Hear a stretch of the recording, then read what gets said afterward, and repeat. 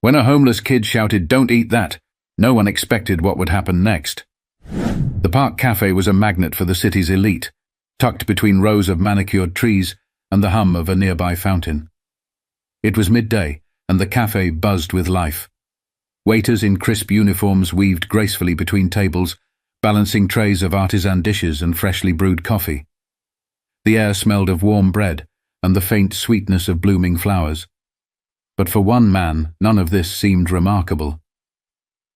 At a prime table in the center sat Bernard Green, a name synonymous with power and wealth. He had built his empire from scratch, starting with real estate in his 20s and expanding into ventures that few could dream of.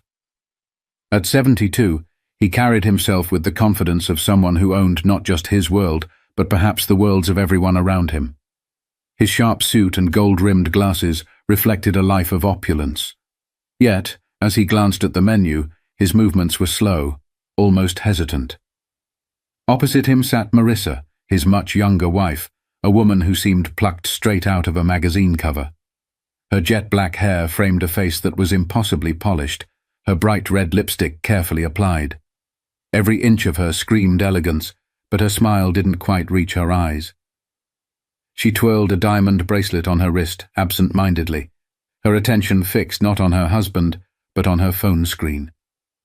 Nearby, a boy lingered just beyond the patio fence. He was small for his age, his oversized hoodie hanging loosely on his thin frame. His dark eyes darted from table to table, scanning plates and pockets, looking for an opportunity. His name was Malik. Though no one in the cafe knew him, his face was familiar on this street, a kid with nowhere to go, always on the outskirts of conversations and the edges of concern. Bernard glanced at his watch. "You're distracted again," he said, his voice calm but pointed. Marissa looked up and smiled, though there was no warmth in it. "I'm right here," she replied sweetly, reaching across the table to place her hand on his. "You know how much I enjoy these lunches." Malik's stomach growled. He moved closer, his footsteps almost silent as he leaned against the patio railing. His eyes landed on Bernard's table. It was the kind of meal he hadn't seen up close in months, a pristine white bowl of soup, flanked by fresh bread and a glass of sparkling water. But then, something unusual happened. As Bernard adjusted his glasses and picked up his phone, Marissa's hand slipped into her designer handbag. Malik saw her fingers close around a small vial. She twisted it open with a casual flick, tilting her hand ever so slightly over the steaming bowl. The liquid blended with the soup in an instant, disappearing like it had never been there. Malik's breath caught. He froze, watching her stir the soup with the spoon, her expression unchanged. Then she leaned closer to Bernard, her voice low but just audible enough. "After all the trouble I've gone through, you won't ruin this now." The boy blinked, unsure of what he had just witnessed. Was this real? Could a woman who looked so perfect, sitting in a place so polished, really be doing what he thought? But Malik couldn't shake the feeling that something was very wrong. Malik's heart pounded in his chest as he crouched lower behind the railing. He wasn't sure what he'd just seen, but the way the woman's voice carried those cold words, it sent a shiver through him. He clenched his fists, his nails digging into his palms. No one else had noticed. No one else had been paying attention. It was just him. The faint growl in his stomach pulled him back to reality, but his eyes remained fixed on the couple. Bernard looked tired, distracted, his spoon hovering over the bowl as he checked his phone. Marissa was all charm and poise again, her smile bright, her hand resting on her chin as if she hadn't just whispered something chilling moments ago. Malik could feel the weight of the decision pressing down on him. His instincts screamed to walk away. Why get involved? Who would believe a kid like him, a boy in a threadbare hoodie, standing at the edges of a world he wasn't welcome in? He swallowed hard, glancing around at the other patrons. Laughter, chatter, the clinking of glasses. No one cared. No one even noticed him. But his gaze returned to Bernard's spoon, now dipping into the soup. Malik felt his chest tighten. It wasn't just his imagination. He had seen her pour something into it. He knew what would happen if the old man took a bite. His thoughts raced. He didn't know this man, but that didn't matter. Wrong was wrong. The moment stretched endlessly, and then, without thinking, Malik pushed himself off the railing and marched straight to the table. His legs felt like lead, but his feet didn't stop. His voice cracked as he shouted, "Don't eat that!" Heads turned. Conversations stopped mid-sentence. The clatter of a dropped fork echoed across the café. Bernard froze, his spoon inches from his lips, his wide eyes locking onto the boy. Marissa whipped her head around, her expression hardening. "What did you just say?" she demanded, her voice sharp enough to cut through glass. Malik didn't falter. His voice was shaky but loud enough for everyone to hear. "She put something in your food. I saw her. Don't eat it." Gasps rippled through the café as every patron turned toward the scene. The silence that followed was suffocating.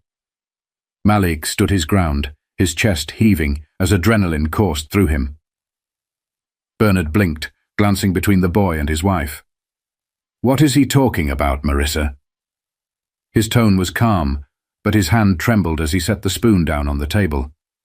Marissa's composure snapped like a rubber band stretched too thin. She shot to her feet, her chair scraping loudly against the stone floor. "You little liar!" she hissed, her voice dripping with venom. "How dare you accuse me of something so vile? Who even let you in here?" The words stung, but Malik didn't back down. His eyes remained locked on Bernard's, desperate to make him see the truth. "I saw her. She poured something into your soup when you weren't looking," he said, his voice steadying as he spoke. "You can smell it if you don't believe me." Bernard's face paled as he turned toward his wife, his eyes narrowing. "Marissa, what's going on?" he asked, his voice quiet but firm. She scoffed, waving a dismissive hand. "He's just trying to cause trouble. Look at him. He probably just wants money or food." She spat the words out like they were poison themselves, her gaze flicking to Malik with open disdain. But the boy didn't waver. He stepped closer to the table, his fists clenched. "I'm not lying," he said firmly, his voice rising. "She doesn't want you to know, but I saw everything." Bernard's hand lingered over the bowl, torn between disbelief and the gnawing doubt creeping into his mind. But something in the boy's tone made him hesitate. The air around the table seemed to thicken, the once lively café now eerily silent. All eyes were locked on the unfolding drama, their meals forgotten. Bernard leaned back slightly in his chair, studying the boy with a scrutinizing gaze. His face bore the marks of a man used to people playing games with him, trying to take advantage of his wealth. But this was different. The boy didn't flinch, didn't look away. "Malik, is it?" Bernard asked, his voice steady, though a trace of suspicion lingered. The boy nodded. "Yes, I'm telling the truth. Please, don't eat it," he said, his voice soft but insistent. Marissa let out a harsh laugh, crossing her arms as she stared Malik down. "This is absurd," she snapped, her tone icy. "He's just some street kid looking for attention." "Are you really going to entertain this nonsense, Bernard?" But Bernard didn't answer her. Instead, he picked up the spoon again, this time holding it closer to his face. His hand trembled slightly, not from fear, but from the quiet storm brewing within him. "Marissa," he said slowly, his eyes meeting hers. "You heard him. What exactly is going on here?" Marissa's mask of poise cracked further, her lips pressing into a thin line. "I can't believe you're even asking me that. It's insulting." She turned to the growing crowd, her voice rising. "He's lying. Look at him. He probably doesn't even know who you are. Why would you trust him over me?" The weight of her words hung in the air, but they didn't have the effect she'd hoped for. The crowd was murmuring now, their eyes darting between the three of them. Whispers floated through the air. Did she really do it? Look at her. She seems nervous. That boy doesn't look like he's making this up. The murmurs only fueled Marissa's fury.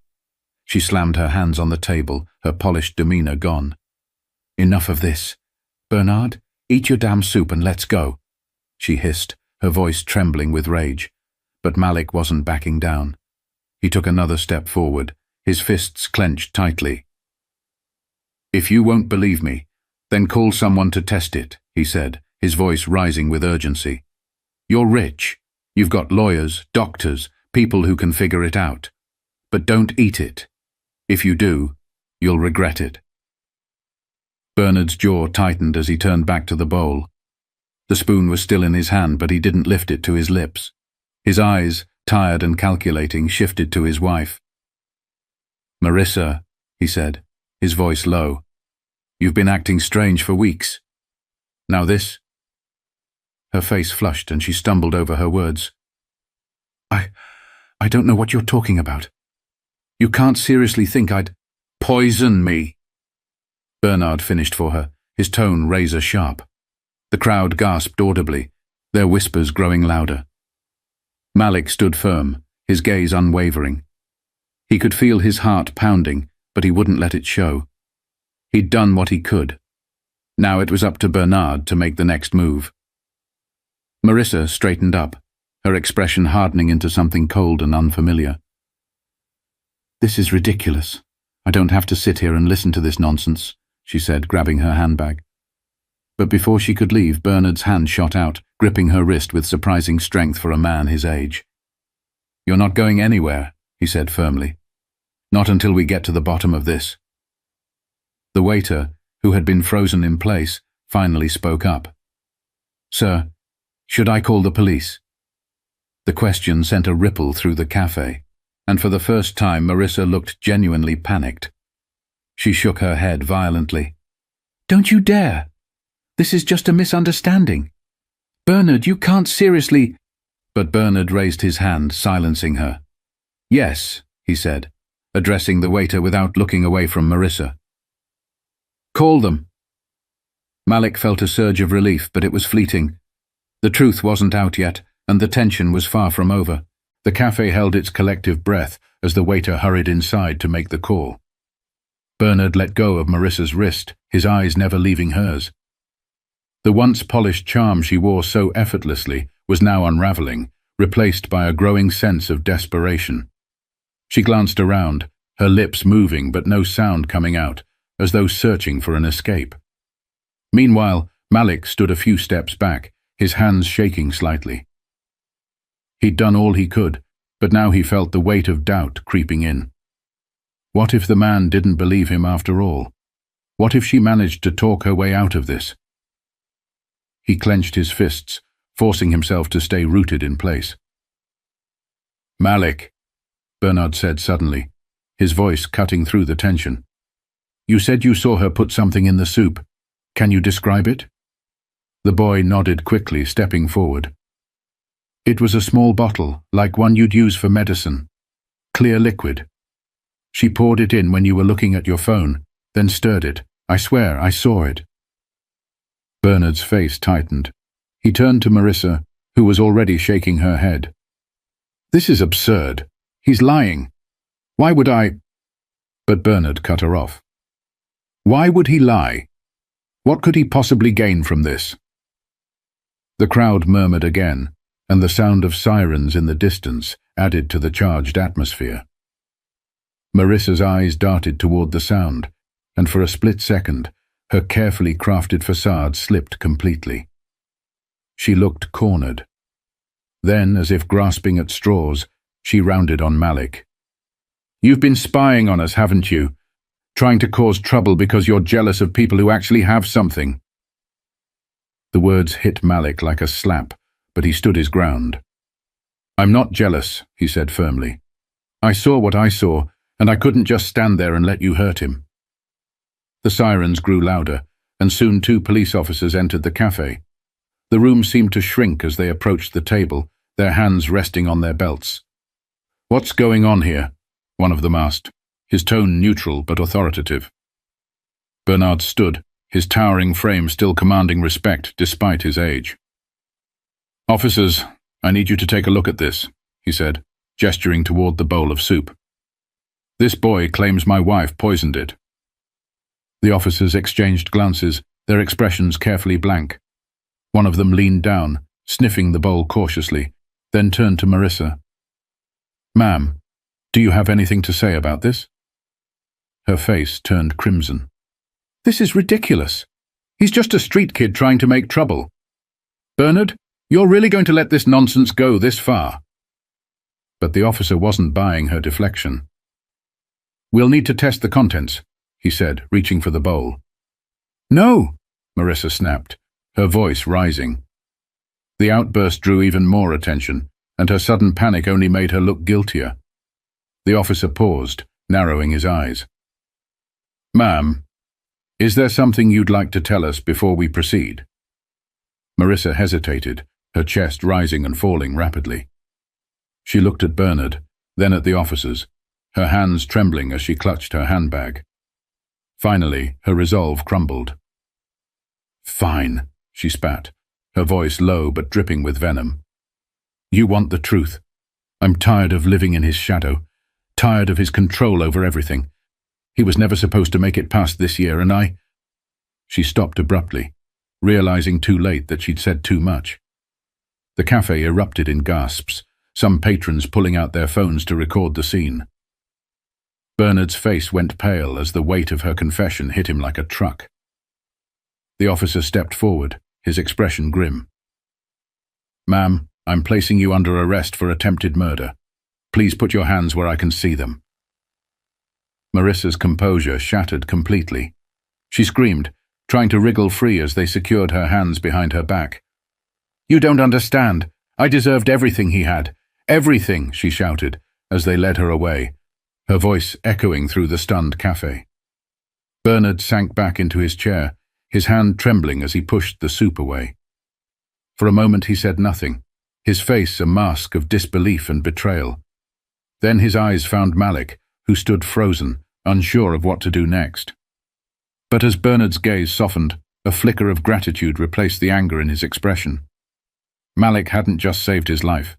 He'd revealed a truth Bernard would have never seen coming. The cafe slowly returned to a low hum of whispers and murmurs as the officers escorted Marissa out, her protests fading into the distance.